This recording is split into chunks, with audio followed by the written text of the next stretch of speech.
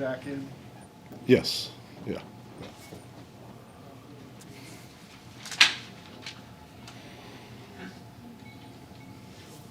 Coach, what would you say, I know you've probably been asked this question 1,000 times, but with Wemby, what has been your biggest surprise? That surprised you the most with him?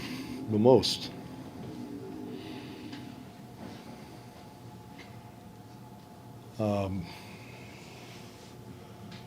Maybe the fact that he's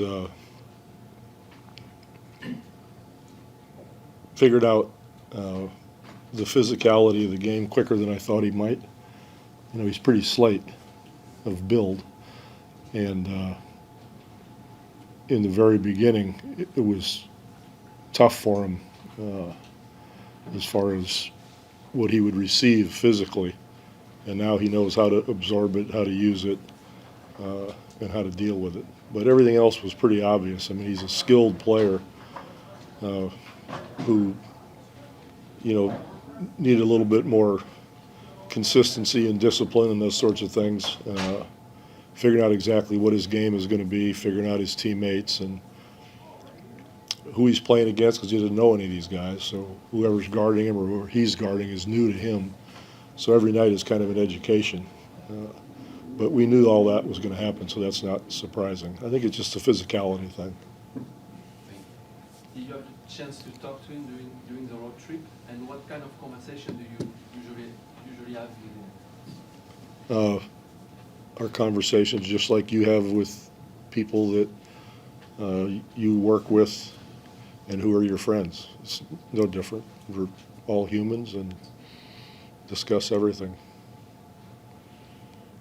What are you looking forward to the most with this being the first time Joel is taking on Victor? We're going to hammer his ass. I told Wemby to stick him, put your butt right in his stomach, back him down over the rim, and just throw him through the rim. That's what you can look forward to tonight. Don't tell Wemby I said that. Coach, when you look at the Embiid Maxey two-man game, Right. pick and roll maybe specifically, what stands out to you about what's unique in all the different things you kind of have to account for defensively? Well, I mean, it's all pretty obvious. They're both skilled. They're both physical. Maxey's quick as hell, and he accelerates very quickly. Joel, he's big. He's got quickness along with his the momentum he creates with that big body. I mean, I don't know what you want me to say. It's difficult to deal with. It's different than Stockton and Malone in the sense that you're not always sure, what Maxey might do.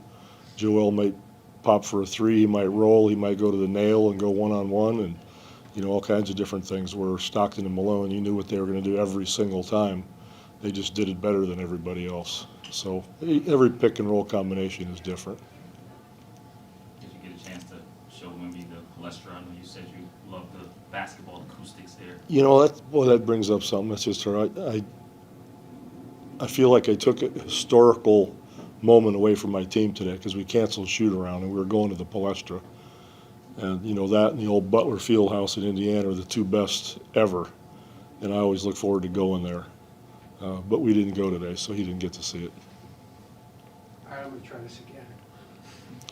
Stop following me. I'm going to follow you to the ends of the earth. Yeah, okay. The way the game is played today, with less physicality than there used to be, is Victor's skill set uniquely set up to be a plus defender? Yes. It goes both ways. Even he likes being on the perimeter, too, and handle the ball a little bit and doing that sort of thing. It's a lot easier for him now than it would be in the day when somebody would be guiding him all over with their hand and touching him and bumping him and, imagine Isaiah or somebody, on him. So it's an easier environment, obviously, for a perimeter guy. And defensively, he can roam more, the way Joel does. We call them roamers, or I do. They don't specifically guard a guy all the time. Their job is to paint, the rim, changing shots, blocking shots, doing that sort of thing, so that people have to change, what they're doing offensively. And then the other players, complementary players, have to respond as far as realizing that that guy's going to be leaving and going to the rim all the time. So. On that same note, when you're on a night like tonight, when you're playing an elite center like Embiid, do you feel like Jeremy can sort of help Victor with the defensive responsibilities down there, or is that asking too much of Jeremy? I don't think it matters what we do. Okay. I'll give you some bullshit if you want. We're going to do this, and we're going to X out here. We're going to blitz him when he goes here. When he turns right, we're going to do this. Yeah, he's too good. I guess in more general terms, though, can Jeremy handle big man defense? What do you say? Can he guard Embiid? Not against Embiid, but against center. Yeah, we go small, here and there, and he's the 5. Yeah, sure. Is it important for everyone involved for Wemby to get Rookie of the Year? Is there importance on that? Never even talked about it. It doesn't come up. Kind of piggybacking off David's question, I know Adam kind of leans on the coaches a lot for feedback. Do you at all talk about how maybe they should allow more from a defensive standpoint that maybe represented the old style and maybe allow some of those elements to kind of return to today's game? No, because that would be a waste of time. The league has decided how they want this to be played, and we've been doing it for quite a while now, and it's not going any other direction because the fans love it. You mentioned Wembanyama's frame. I'll give you the proof of that.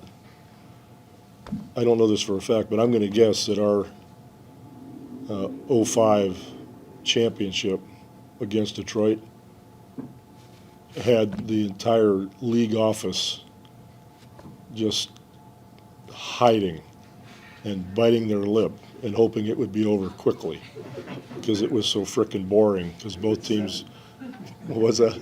7 games you had to watch that crap.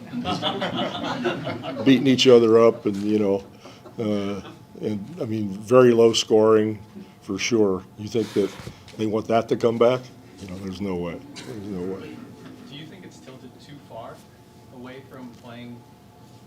Well, it doesn't really matter because it's not changing. I wouldn't be surprised they put in a 4-point play and make it more exciting.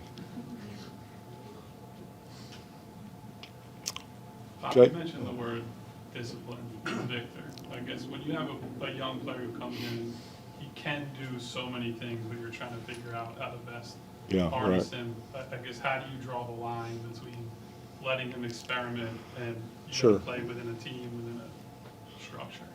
It's a process, and for me, I opt to go slowly rather than quickly to decide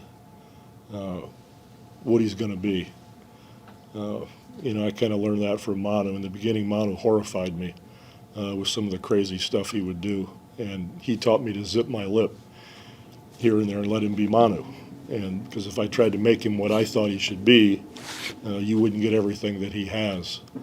So, with Wemby, it's watching him, and that's what we did. I, told our local guys for, the first 15, 20, 25 games, we're just going to let him play. I mean, if he takes some ridiculous shot or whatever, we're going to coach. But in general, see where he ends up. Is he on the block? Does he like turning and facing on the upside, the downside?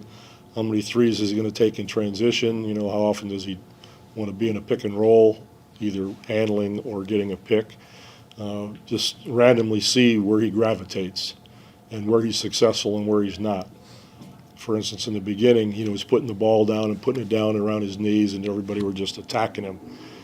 He had 6 turnovers last game because he did that, because he's not doing the Bill Walton thing and, keeping it up in the air and that kind of stuff. So that would educate me and the staff as to where we should go next. So now we have a better idea where I think he can be successful. And when you do it that way, then he'll buy in also and understand, showing him film and that kind of thing. So it's a process, but you can't just decide ahead of time and put him in it. When Timmy came, he already had 4 years of college with a very good coach, and You know, I didn't teach him his footwork. He had it already.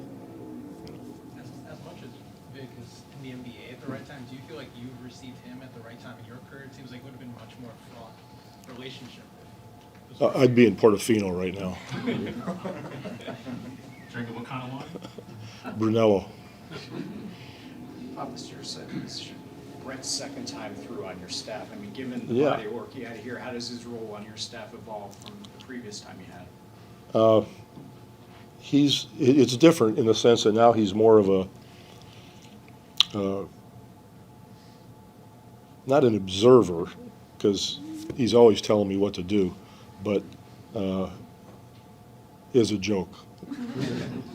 You know, like I tell my players, the head coach makes a joke, you laugh, if you want to play. But, you know, he'll see things and decide how to make it better, or why aren't we doing this, why aren't we doing that? He doesn't have to worry about the day-to-day stuff like he did, you know, when he was a head coach. So now he's over talking to that group, or he's dealing with this player, or he's showing film to these three guys, that kind of thing. It's just pure teaching all the way, not worried about O's and X's or that sort of stuff. So it's great to have him there to be able to share his knowledge with the players. Thank you. Okay, take care. Thank you.